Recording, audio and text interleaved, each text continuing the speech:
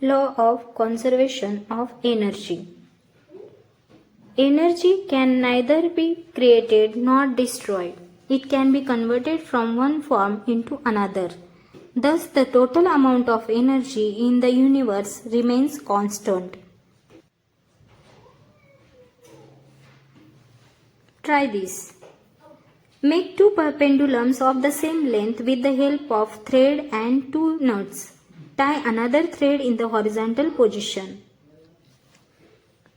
Tie the two pendulums to this horizontal thread in such a way that they will not hit each other while swinging. Now swing one of the pendulums and observe. What do you see? You will see that as the speed of oscillation of the pendulum slowly decreases, the second pendulum, which was initially stationary, begins to swing. Thus, one pendulum transfers its energy to the other.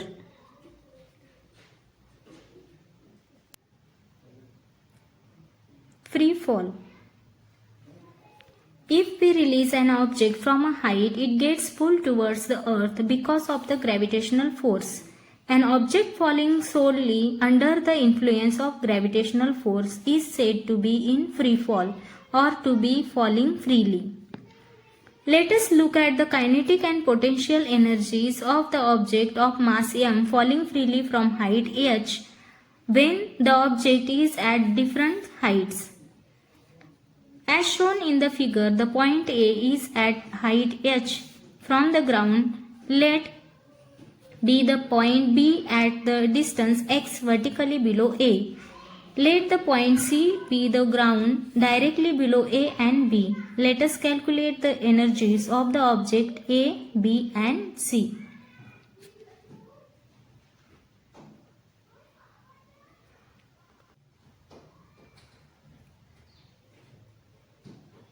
When the object is stationary at A, its initial velocity is u is equal to 0. Therefore, kinetic energy is equal to half mass into velocity square is equal to half mu square. Therefore, kinetic energy is equal to 0. Then potential energy is equal to mgh. Therefore, total energy is equal to kinetic energy plus potential energy is equal to 0 plus mgh. Therefore, total energy is equal to mgh.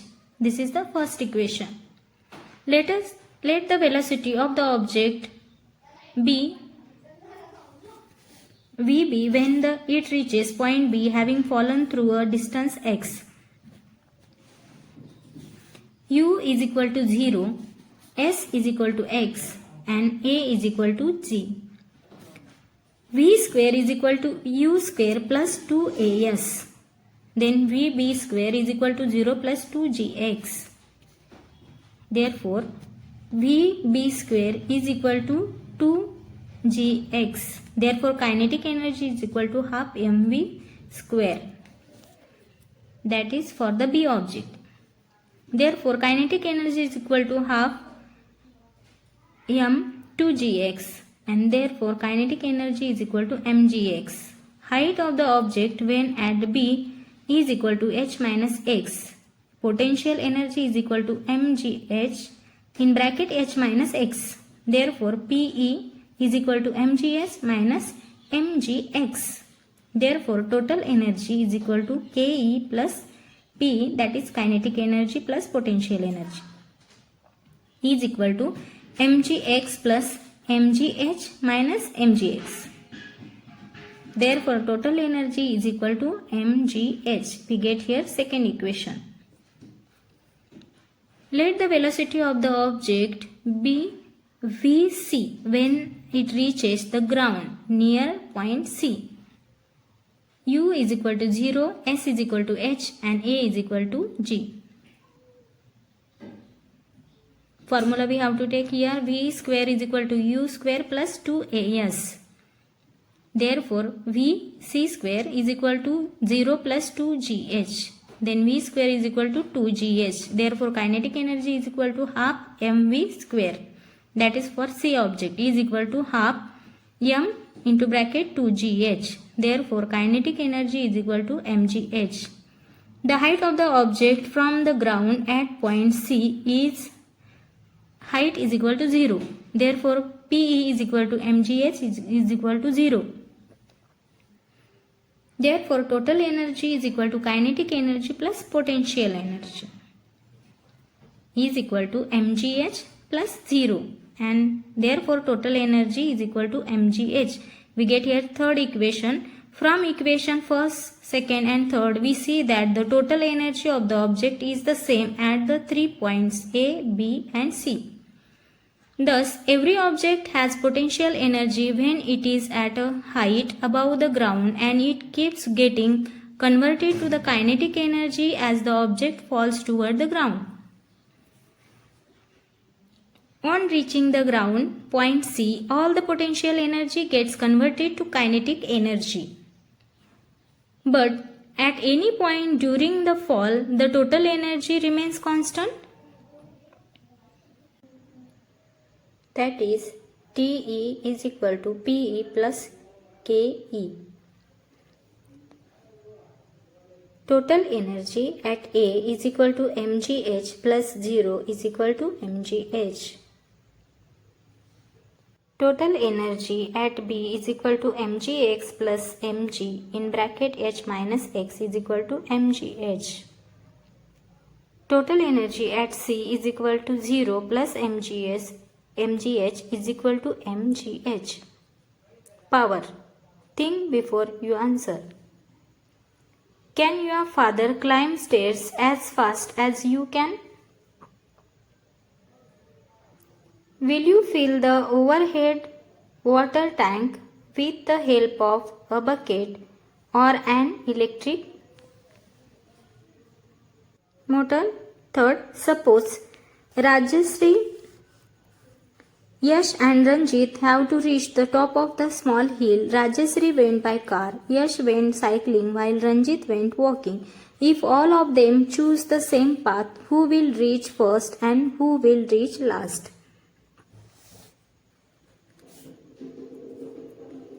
In the above examples, the work done is the same in each example, but the time taken to perform the work is different for each person or each method.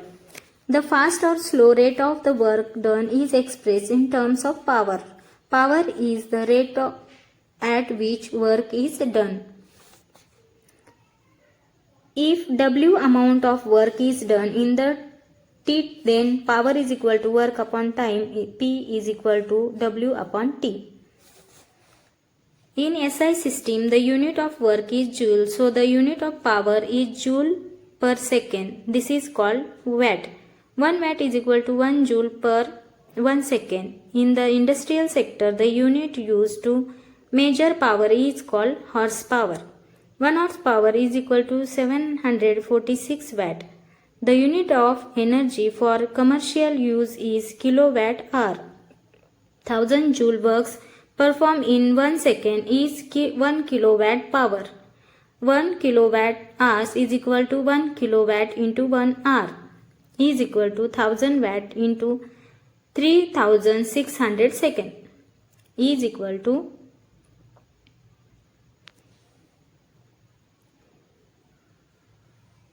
36 lakh. 1 kilowatt hours is equal to 3.6 into 10 raised to 6.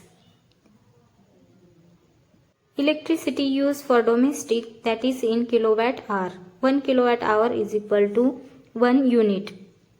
An introduction to scientist. The steam engine was invented in 1781 by the Scottish scientist James Watt, that is 1736 to 1819. This invention brought about an industrial revolution. The unit of power is called watt in his honor. James Watt was the first to use the terms horsepower. Let's see solved example. Example first. Swarali takes 20 seconds to carry a bag weighing 20 kg to a height of 5 meters. How much power has she used?